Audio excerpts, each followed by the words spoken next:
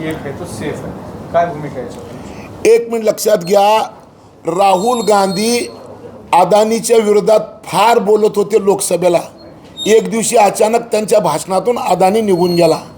शरद पवार साहेब अदानीच्या हेलिकॉप्टरशिवाय फिरतच नाहीत किंवा शरद पवार साहेबाच्या प्रत्येक कार्यक्रमात अदानी दिसतात.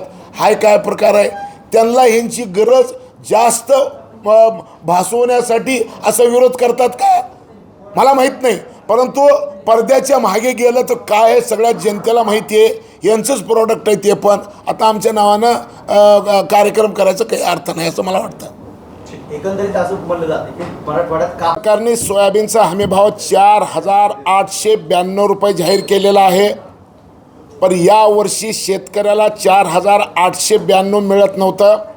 त्याचं कारण काढणीच्या काळामध्ये प्रचंड पाऊस पडला आणि सोयाबीनचं मॉइश्चर वाढलं, ओलावा वाढला आणि ही गोष्ट कळली की भारत सरकारचे कृषी मंत्री शिवराज सिंग चौहान साहेब आणि पियुष गोयल साहेब या दोघांनी निर्णय केंद्रातून जाहीर केलं. आमचे मुख्यमंत्री एकनाथ शिंदे साहेब, देवेंद्र फडणवीस साहेब, अजितदादा पवार साहेब यांच्या सगळ्याच्या विनंतीवरून 4 दिवसापूर्वी हा निर्णय झाला आहे. निर्णय काय? नाफेड 12% ओलाव्याचं सोयाबीन खरेदी करायचा निर्णय आहे, परंतु ओलावा 15% आहे. मग करायचं काय? शेतकरी आपला माल सेंटरवर घेऊन जात होता, पण तिथं खरेदी होत नव्हती का तर नियम अडथळे येत नव्हता.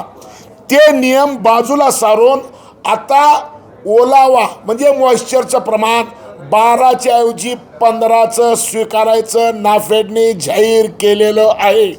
आत्ता शेतकऱ्याला हमीभाव म्हणजे 4,892 मिळणार आहेत.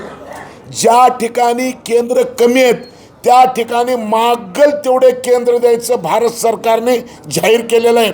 शेवटचा दाना शेतकऱ्याच्या घरात असेपर्यंत खरेदी चालू राहील अशी जबाबदारी महाराष्ट्राचे मुख्यमंत्री एकनाथ शिंदे साहेबांनी घेतलेली आहे. म्हणजे आता हमीभावाचा प्रश्न मिटलेला आहे. दुसरा प्रश्न, बाजारामध्ये शेतकऱ्याला आणखीन भाव वाढून मिळू शकतात का? बेशक. अडचण काय? देशामध्ये 70 लाख मेट्रिक टन सोयाबीनची पेंड तयार होती, 60 लाख मेट्रिक टन पोल्ट्रीला जाती, 10 लाख मेट्रिक टन पशुधनाला जाती, 70 लाखचं ग्राहक आहे, 90 लाख उत्पादन आहे. ज्या वर्षी ही 20 लाख मेट्रिक टन जगात जाईल त्या वर्षी सोयाबीनचा भाव वाढतो. ज्या वर्षी निर्यात होऊ शकली नाही सोयाबीनचा भाव पडतो. अशी जी परिस्थिती आहे. यावर्षी एक नवीन संकट शेतकऱ्यासमोर आलं आहे. सोयाबीन आमचं विकायला आलं की भारत सरकारने मक्यापासून आणि तांदळापासून इथेनॉलला परवानगी दिली. मक्याची आणि तांदळाची दिवाळी केक बाजारात आली 20 लाख मेट्रिक टन, हे 90 लाख मेट्रिक टन, हे 20 lakh metric ton, 110 lakh metric ton झाले. याच्या दरातला अंतर बघा. मक्याची पेंड 14 रुपये किलो, तांदळाची पेंड 22 रुपये किलो आणि सोयाबीनची पेंड 42 रुपये किलो. 14 रुपये किलो आणि ते बी प्रोटीन 51%, 42 रुपये किलो प्रोटीन 46%. मक्यामध्ये प्रोटीन जास्त पैसे कमी म्हणून सगळ्या पोल्ट्रीवाल्यांनी खरेदी मक्याच्या DOCकडे केली. पण सोयाबीनचा भाव चांगला शेतकऱ्याला मिळत नव्हता.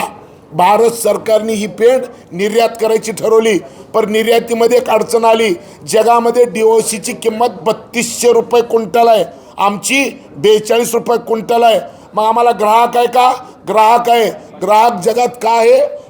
जगात ग्राहक आहे त्याचं कारण आमची नॉन-GM पेंड आहे. आणि म्हणून आता जगात ही पेंड पाठवण्यासाठी आपण 1000 रुपये अनुदान द्यायचा निर्णय केलेला आहे. म्हणजे आता खाजगी बाजारात सुद्धा नरेंद्र मोदी साहेबांनी 6000ची जी घोषणा केली ते 6000 रुपये मिळण्यासाठी ज्या गोष्टीची पूर्तता करता येईल खाजगी बाजारामध्ये त्या सगळ्या गोष्टी करायचं काल पियुष गोयल साहेब, शिवराज सिंग चौहान साहेबांनी निर्णय केला आहे. ही माहिती आपल्या वतीनं सगळ्या महाराष्ट्रातल्या शेतकऱ्याकडे जावी ही अपेक्षा. राहुल गांधी